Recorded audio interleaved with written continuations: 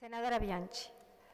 Gracias, señora Presidenta. La verdad, en serio, lo habíamos conversado con el senador Gandini.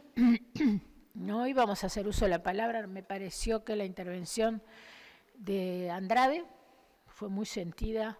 No tengo que reiterar, porque ya hemos hace poquito hablado sobre este tema. Y hemos sentado personalmente nuestra posición y lo que sentimos por esos mártires. Yo estoy absolutamente convencida que no había armas en la 20. Mendiola fue el que afilió a Jaime al Partido Comunista. O sea que siempre sentí por parte de Jaime un dolor en especial que él revivió en sus años brutales de la cárcel y volvió a nacer cuando recuperó la conciencia, porque había caído en un estado de demencia para defenderse de las torturas. O sea que sin duda que el homenaje a los mártires de la 20 está muy bien.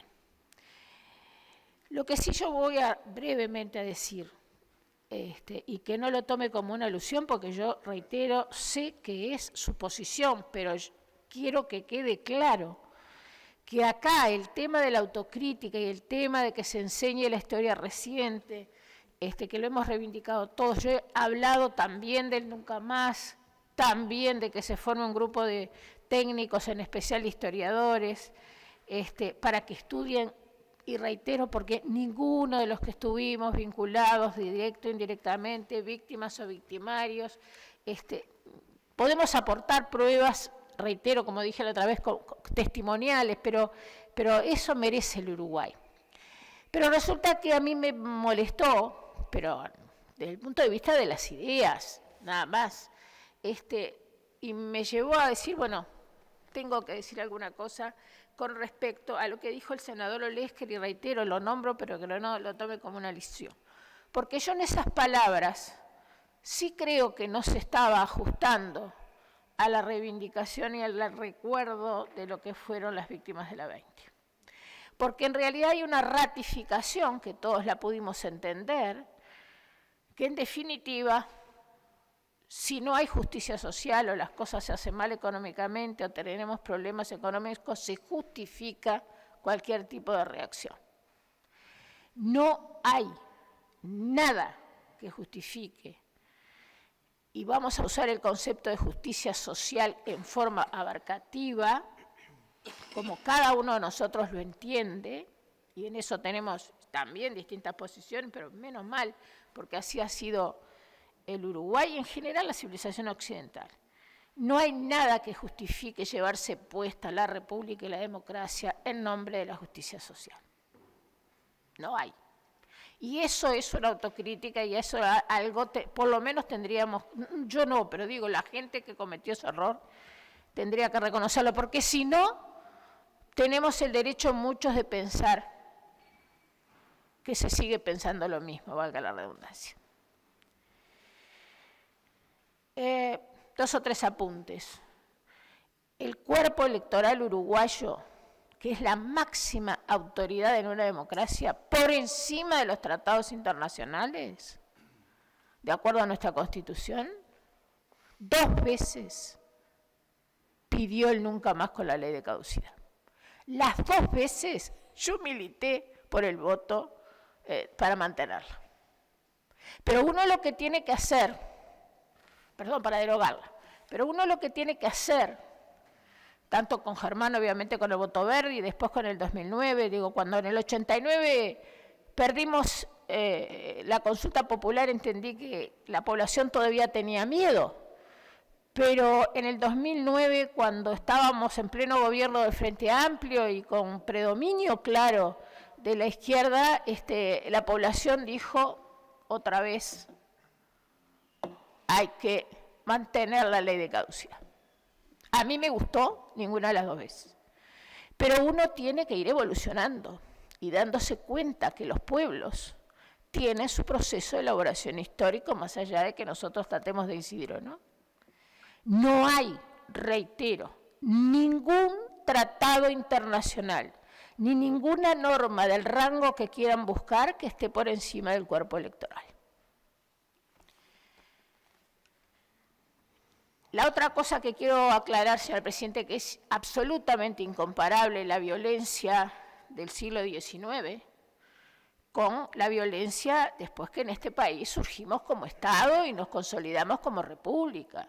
O sea, en el siglo XIX estábamos naciendo como país, como Estado, se estaban consolidando los partidos políticos, las potencias extranjeras permanentemente en general, como ha pasado a lo largo de nuestra historia, tenían intervenciones directas sobre nuestros hechos históricos. Nosotros creo que podemos empezar a reivindicar que a partir de la Constituyente de 1916, la Constitución que se aprobó en 1917 y que entró en vigencia en 1919, no por casualidad allí nacimos como Estado Oriental del Uruguay, o República en ese momento, porque Estado era la Constitución de 1803.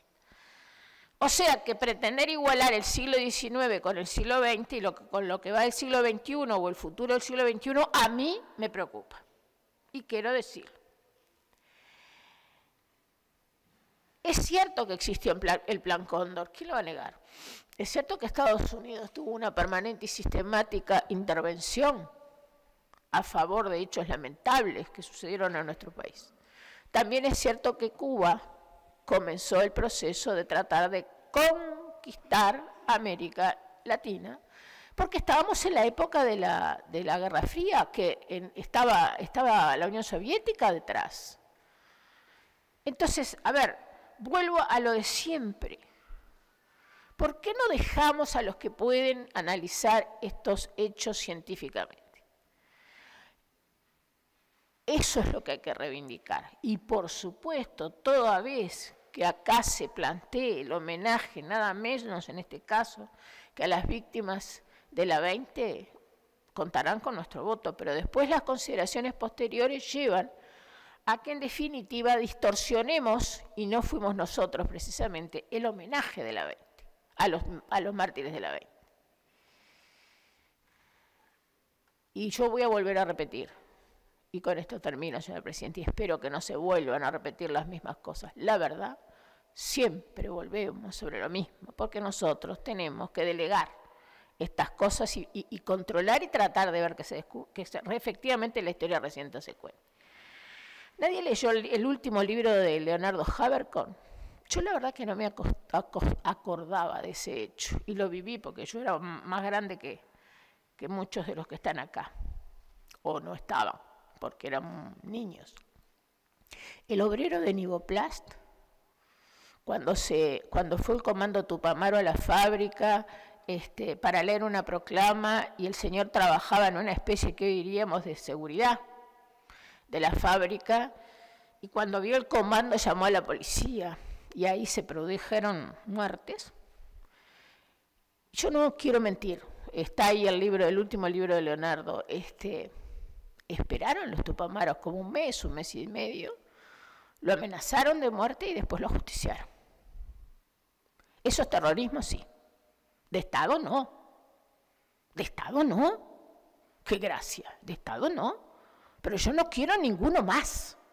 Ni el terrorismo de Estado, obviamente, de más está decirlo, inspirado por nadie, ni por ninguna de las potencias extranjeras que todavía siguen existiendo y bastante autocráticas.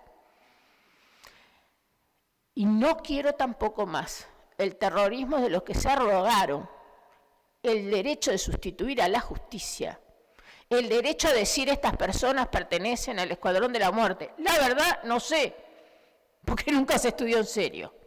Pero en todo caso funcionaba una justicia independiente. Se llegó a secuestrar actuarios de juzgados, me acuerdo de Coagliata, y se podría haber recurrido a la justicia. Más lento, menos lento. Entonces, hubo 2 o 3 afirmaciones que no tuve más remedio, señor presidente, de tratar de que quedara mi pensamiento sobre la mesa, sobre la base del reconocimiento de que fueron víctimas de un ataque brutal, los comunistas de la 20.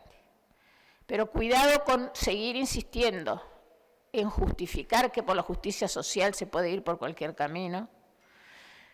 Cuidado con seguir insistiendo en que las muertes, si vienen de un lado, están menos justificadas que las otras. La doctrina de seguridad nacional, obviamente, si uno le da el pasto a las fieras de ultraderecha y de ultraizquierda son fieras ambas. Solamente que cuando las fieras de ultraderecha están en el Estado, obviamente que pasan a dominar las instituciones del Estado. Y todos sabemos que en el año 1973 estaban todos los tupamaros presos. Pero hay dos cosas que hay que recordar. El proceso se inició en la década del 60, no vamos a repetirlo, y se continuó dentro de los cuarteles, especialmente hasta el año 76.